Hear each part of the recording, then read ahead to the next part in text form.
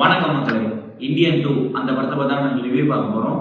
So first இந்த படத்தில் யாராவது நடிச்சிருக்காங்க பார்த்தீங்கன்னா, ஆப்வியஸாக உலகநாயகன் கமல்ஹாசன், அப்புறம் சித்தார்த், ரகுல் பிரீத் சிங், பிரியா பவானி சங்கர், அப்புறம் பார்த்தீங்கன்னா நம்ம ஜெகன், இந்த மாதிரி ஏகப்பட்ட பேர் படத்துக்குள்ள இருக்காங்க. படத்தை டைரக்ட் பண்ண யாருன்னா சங்கர் அவர்கள். மியூசிக் வந்து அனிருத் போட்டிருக்காரு இந்தியன் பார்ட் 2க்கு. ஆப்வியஸாக நம்ம ரகுமான் போட்டது. ஸோ அதை ரீப்ளேஸ் பண்ணியிருக்காங்க அனிருத்தா.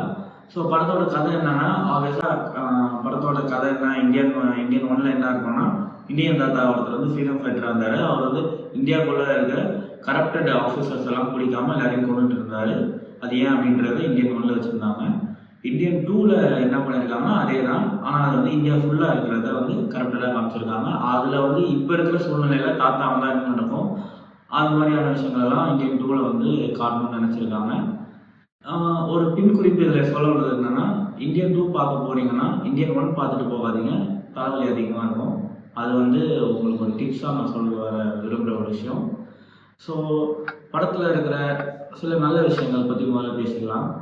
ட்ரெய்லர் பார்க்கும்போதே எதெல்லாம் பெரிய மைனஸாக தெரிஞ்சதோ அதெல்லாம் வந்து படத்தில் மைனஸாக தெரியல. எக்ஸாம்பிள் அனிருத்தோட மியூசிக் ஆகட்டும், கமலோட மேக்கப் ஆகட்டும், இன்னும் சில விஷயங்கள் சொல்லணும்னா சித்தார்த்தோட ரோல் ஆகட்டும், இந்த மாதிரி சில விஷயங்கள்லாம் ஓகேவாக தான் இருந்தது. படத்தோட மிகப்பெரிய மைனஸாக இருந்ததுன்னா சங்கரோட ஸ்க்ரீன் பிளே, ஸ்டோரி, தென் பிளாட் ட்விஸ்ட் டேக்கன். இது நாலுமே வந்து படத்தோட மிகப்பெரிய பிரச்சனையாக இருந்தது. ஸோ ஃபஸ்ட்டு என்ன நடக்குதுன்னா, சித்தார்த்தா வந்து யூடியூப்பில் ஒரு சேனல் வச்சு நாட்டில் நடக்கிற அநியாயத்தெல்லாம் அவரோட சேனலில் வந்து எடுத்து போட்டு அது மூலயமா வியூஸ் சம்பாதிச்சு ஒரு மாற்றம் வருமானு ரொம்ப ட்ரை பண்ணிட்டு இருக்காரு. அது வராத பட்சத்தில் எல்லாமே கைமீறி போகுதுன்ற பட்சத்தில் இதுக்கெல்லாம் ஒருத்தர் வரணும், அவர் தான் நம்ம தாத்தா அப்படின்றாரு. எப்போ அவர் அப்பயே தாத்தா இப்போ எப்படின்னா இருப்பாருங்களோ தெரியலன்னொடனே தாத்தா வந்து எங்கேயோ ஒரு ஓரமாக ஒரு நாட்டில் ஒழிஞ்சிட்டு இருக்காரு. ஸோ அது தெரிஞ்சோடனே தாத்தா வராது. அதுக்கப்புறம் என்ன நடக்குது, எப்படிலாம் நடக்குது அப்படின்றதுலாம் கதை. மெயினாக இதில் மிகப்பெரிய தப்பு என்னன்னா, 106 வயசில் காட்டுறோன்றது கூட அக்செப்டன்ஸ். ஆனால் அதை வந்து மாசாக காட்டணும்னு நினச்சது ரொம்பவே கேவலமாக இருந்தது. ஃப்ராங்காக சொன்னால் அப்படிதான் இருந்தது. பிகாஸ் 106 வயசுன்றதை நம்புறதுக்கே வந்து ஒரு மிகப்பெரிய விஷயம் வேணும். அது வந்து ஒரு நார்மல் மேன் 106 வயசு இருக்கான்றது நம்பலாம். சங்கர் சார் அந்த ப்ரொமோஷனில் சொன்ன மாதிரி ஓகே. பட் ஆனால் அது வந்து ரொம்ப ஒரு மாதிரி அந்த பேர் பாடி ஃபைட்ஸ் இல்லைங்க, அது வந்து ஒரு பாடி பில்டர் ஃபைட்ஸிங்க. அது போய் பார்த்தீங்கன்னா 8 பேக்ஸ் வச்சிருக்காரு. அது வேறு ஜூம் இல்லை, கிராஃபிக்ஸ் வேறு கட்டுறாங்க. அதை பார்த்து 8 பேக்ஸ் அப்படின்ட்டு அந்த ஃபைட் சீன்லாம் the most cringiest fight scene I have seen so far அப்படின்னே சொல்லலாம். பிகாஸ் அவ்வளோ கேவலமாக அவ்வளோ கிரிஞ்சாக இருந்தது அந்த ஃபைட் சீன் மட்டுமே. அதை அக்செப்ட் பண்ணிக்கவே முடியல. எப்படி நான் 106 வயசு தாத்தாவால் இப்பெல்லாம் பண்ண முடியும்? என்னதான் வரணும் தெரிஞ்சிருக்கோம், அவங்க சொல்கிற மாதிரி கர்மம் வரணும் என்னென்ன தெரிஞ்சிருக்கோம், ஆனால் எப்படி அதை பண்ண முடியும் அப்படின்ற ஒரு கேள்வி படம் பார்க்கும் போதெல்லாம் இருந்தது. இன்னொன்று மெயின் முக்கியமான விஷயம், கதையோடு நம்ம ஒன்றிக்க முடியல. இந்தியன் 1ல் அந்த தி சிம்பிள் ஆஸ்டிங் என்னன்னா, சந்துருவை கொல்லும் போதே நம்ம சேனாபதி வந்து நான் அவனை 30 வருஷம் வளர்த்துருக்கேன், எனக்கு அவன் 30 வருஷமாக தெரியும், அவனுக்கு வலிக்கொண்டதாக இந்த மீசை அந்த சேனாபதி இன்னைக்கு அவனையே இழக்க போகிறேன் அப்படின்ற டைலாக் வந்து இன்றைக்கும் எனக்கு இருக்குது. நான் டிவியில் பார்த்தேன் அந்த படத்தை. ஆக்சுவலி நான் அப்போ பிறக்கல, நான் டிவியில் பார்த்த படம். எனக்கு இன்றைக்குமே என் மனசில் நிற்குது அந்த டைலாக். ஏன்னா அவ்வளோ கனெக்டிங்காக இருக்கும். ஏன் நான் சந்துருவை கொல்லணுன்றது, இவர் எவ்வளோ நாட்டு மேலே பட்டு இருக்குன்றத அந்த சீன் அவ்வளோ எஸ்டாப்ளிஷ் பண்ணி காட்டும். இந்த இதில் வந்து 4 பிரச்சனை காட்டுறாங்க. அந்த 4 பிரச்சனை நமக்கு சமமே இல்லாத மாதிரி இருக்குது. ஒன்று நம்ம கனெக்டே ஆக மாட்டேங்கிறோம். இன்ஃபேக்ட் இவர் குஜராத்தில் போய் கொள்றாரு, பஞ்சாபில் கொள்றாரு. ஏன்டா நீ தமிழ்நாட்டுக்கு தானே வந்து தாத்தா, நீ ஏன் வந்து அங்கே போய் கொள்ற அப்படின்ற மாதிரி தான் கேள்வி வருது. தவிர ஒரு கனெக்டிவிட்டியே வரல. யார் இவன் ஏன் கொள்றாங்க? அங்கே தான் நம்ம ஆக்சுவல் கரண்ட் இதில் இருக்கிற சில பிஸ்னஸ் மேன்ஸ், பொலிட்டீஷியன்ஸ் அவங்கள தான் வச்சு ரெஃபரன்ஸ் மாதிரி எடுத்து காட்டியிருக்காங்க. பட் அதுவே கனெக்ட் பண்ணிக்க முடியல. ஏன்னா இதெல்லாம் வந்து சில படங்களில் வந்துருச்சு. அவங்கள வந்து தாக்கி அவங்கள அட்டாக் பண்ணி எழுதுகிற மாதிரியான ரோல்ஸ் பண்ணுறதெல்லாம் வந்து நிறைய படத்தில் வந்துருச்சு. சொன்னால் அது பெருசாக ஒன்றும் இல்லை. பழைய கதை, பழைய ஸ்க்ரீன் பிளேலாம் எப்படி சொல்கிறதுன்னா, சிவாஜியில் சம்டைம்ஸ் சில சீன்ஸ்லாம் இருக்கும் அவர் பண்ணதாங்க. அது அப்படிலாம் இருந்தது. லைக் ஒரு சீரியஸாக சீன் போயிட்டே இருக்கும். டக்குன்னு பார்த்தீங்கன்னா நம்மளோட ஹீரோயினுக்கு போய் அங்கே ஒரு மாதிரி அங்கே வேஷம் போய் அந்த மாதிரிலாம் காமெடி இருக்கும். இது அந்த மாதிரி தான் இருந்தது. ஆனால் எல்லா சீனுமே அங்கே வேஷம் போய் மாதிரி தான் இருந்தது. எதுவுமே சீன் இன்டென்ஸாகவும் இல்லை, அதுக்கான டெப்த்தும் அதில் இல்லை. அது வந்து ரொம்பவே பிரச்சனைக்குரிய விஷயமா இருந்தது. எனக்கு நல்லா ஞாபகம் இருக்குது, 2 years back Vikram interval block இன்னி வரைக்குமே the best interval block have ever seen அப்படின்னே சொல்லலாம். அந்த மாதிரி ஒரு தரமான விக்ரம் படத்தை கொடுத்த கமலஹாசனால இந்த படத்தை எப்படி அக்செப்ட் பண்ண முடியும்னு தெரியல. அவர் ப்ரொமோஷனில் சொன்ன மாதிரி இந்தியன் 3 தான் காசு சொல்லியிருக்காங்க போல. 2 ஃபுட்டேஜ் அதிகம் பண்ணதுனால அப்படியே எடுத்து அதை 2ஆக மாற்றிட்டாங்களா என்னன்னு தெரியல. பிகாஸ் ஒன்றுமே இல்லைங்க.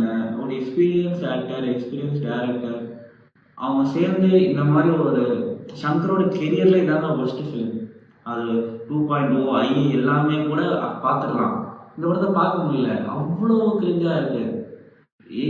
எப்படி எனக்கு புரியல, ஏன் இது எங்கே மிஸ்டேக் ஆச்சு? கட் பண்ணி தூக்கி போட வேண்டிய தூக்கி பார்ட் 2 அனௌன்ஸ் பண்ணிட்டாங்களா? இன்ஃபேக்ட் தி பெஸ்ட் பார்ட் என்னன்னா இந்தியன் 3 ட்ரெய்லர் கடைசியாக விட்டுருந்தாங்க. அது பார்க்கும்போது இவ்வளோ டிசாஸ்டர், இந்த 3 மணி நேரம் டிசாஸ்டரை தாண்டி அந்த 2 நிமிஷமும் 1 நிமிஷமும் ஒரு கிளிம்ஸ் மாதிரி விட்டாங்க. அது ஹைப் பண்ணிச்சு. இதை என்ன விடலை, அது இதை எங்கே தூக்கி போட்டு அதை விட்டுருக்காங்க. இந்தியன் 2 அதை விட்டுருந்தா அது ஓடி இருக்கும். அந்த மாதிரி அது எடுத்து வச்சிருக்காங்க. அதுவும் எப்படின்னு தெரியல, வந்தால் தான் தெரியும். ஃபிங்கர்ஸ் கிராஸ் தான் அதுவும். ஸோ இந்த மாதிரி நிறைய பிரச்சனை படத்தில் இருந்தது.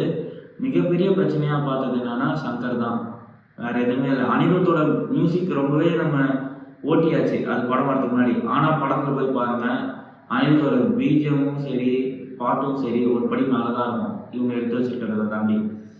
சித்தார்த் அவர் பொறுத்தவரை நல்லா பண்ணியிருந்தாங்க. ரகுல் பிரீத் சிங் ஆகட்டும், பிரியா பவானி சங்கர் ஓகே. பட் ஆனால் லைக் அவங்க நான் சொல்கிறாங்க இருக்கிற பிரச்சனைலாம் அவங்க ஒரு பிரச்சனை அப்படின்ற மாதிரி தான் இருந்தாலும் அவங்களால எதுவுமே இல்லை. Jagan over acting.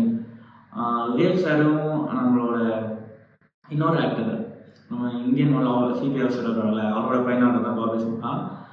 Bobby Simha okay. Vivek sir கூட அங்கங்கே சிஜி தான் பண்ணியிருந்தாங்க, இவரையும் ஏஐ தான் பண்ணியிருந்தாங்க. அவங்க 2 பேருக்கு வாய்ஸ் மேலே கொடுக்க வச்சுருந்தாங்க. ஸோ ஓவராலாக பார்த்தீங்கன்னா ஒரு சீன்லாம் வந்து என்ன ப்ரிடிக்டபிள்ங்க, எல்லாமே ப்ரிடிக்டபிள். சமுத்திரக்கனியெல்லாம் வந்து ஒரு பர்ஃபார்மன்ஸ் ஒன்று பண்ணுவார், அதை ப்ரெடிக்ட் அச்சு பண்ணுறது அப்படியே தெரியுது. அடுத்த சீன் இதான் நடக்கும்போது அதுதான் பேலன்ஸ் நினச்சிட்டு இருக்கான் அப்படின்றது பச்சையாக தெரியுது. இந்த மாதிரி ஒரு சங்கர் படத்தை நான் பார்த்ததில்லை, இனிமேல் பார்க்கக்கூடாதுன்னு நினைக்கிறேன். இது இந்தியன் 3 எப்படி வரப்போகுதுன்னு தெரியல, அவர் ஒன்றார் கூட கேம் சேஞ்சர் எப்படி வரப்போகுதுன்னு தெரியல. அவர் தமிழில் கமலஹாசனை வச்சு எப்படி எடுத்திருக்காரு, ராம் சரண் வச்சு என்ன பண்ணக்கூடாதுன்னு தெரியல. So need to come back. First Shankar வரணும், அதுக்கப்புறம் இந்தியா தாத்தா வந்தால் பரவாயில்ல. ஒரு கல்ட்டை தூக்கிட்டு வந்து இப்படி பண்ணி வச்சுட்டாங்க. நான் வேற அவசரப்பட்டு இந்தியன் 1 பார்த்துட்டு போயிட்டேன். இந்தியன் 1 பார்த்து வைப்பேற்றிட்டு போவோம், ஏதாவது வேற மாதிரி ஏதாவது பண்ணி வச்சிட்டாங்கன்னா அப்படின்ட்டு போகிறேன். அதுதான் வாழ்க்கையில் மிகப்பெரிய தப்பு. ஆனால் தான் உங்களுக்கு சொல்கிற ஒரு அன்பான வேண்டுகோள் என்னென்னா, யாரும் இந்தியன் 1 பார்க்காம போய் இந்தியன் 2 பாருங்கள். உங்களுக்கு படம் பிடிச்சாலும் பிடிக்கலாம், தயவு செஞ்சு போய் இந்தியன் 1 பார்த்துட்டு போயிடாதீங்க.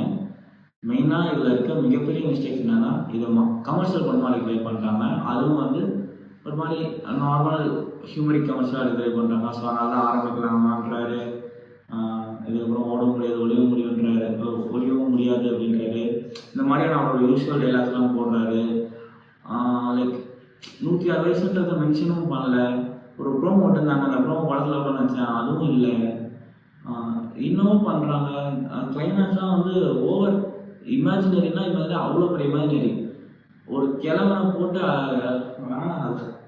நீங்கள் படத்தை பார்த்து என்ஜாய் பண்ணி தெரிஞ்சுக்கோங்க. ஸோ இதுக்கு மேலே சொல்கிறது வேறு எதுவும் இல்லை. நானும் 4-5 போகிறேன். 106 வயசு வரைக்கும் 8 பேக்ஸோட வரணுன்ற ஒரு ஹைப்போட சுற்றிட்டு இருக்கேன். இந்த படத்தை பார்த்தாலேருந்து என் ஃப்ரெண்டு சொன்னான், வேணாம்டா. நாங்கள் 2 பேரும் பேசிட்டோம் ட்ரெய்லர் பார்க்கும்போது, இது வேறு மாதிரி இருக்கும், அப்படி இருக்கும்டா இப்படி இருக்கும்டா, எப்படியா தப்பிச்சிட்டா பரவாயில்லான்ட்டு. தப்பிக்க வாய்ப்பு இல்லை. முதல்ல ஆல்ரெடி சொன்ன மாதிரி தான், நீட் சங்கர் பேக். அவரோட பழைய காலத்து ஓஜி சங்கராக வேணும். அது எப்போ அவர் பண்ண போகிறாரு, எப்படி எதில் வரப்போகிறாருன்னு தெரியல. Waiting for Indian 3 again. வேறு என்ன பண்ணேன், பெரிய எல்லாத்தையும் பார்த்து தான் ஆகணும். எல்லாமே அதுதான் தலையெழுத்து. 2020 வரேன்னு சொல்லியிருக்காங்க. ஸோ பார்ப்போம். ஸோ ஃபைனல் கட்டில் இட்ஸ் அ ஃப்ளாப் மூவி. ஃப்ரீயாக இருந்தால் நீங்களும் போய் பார்த்து என்ன மாதிரி நீங்களும் கஷ்டப்படுங்க. தேங்க்ஸ் ஃபார் வாட்சிங்.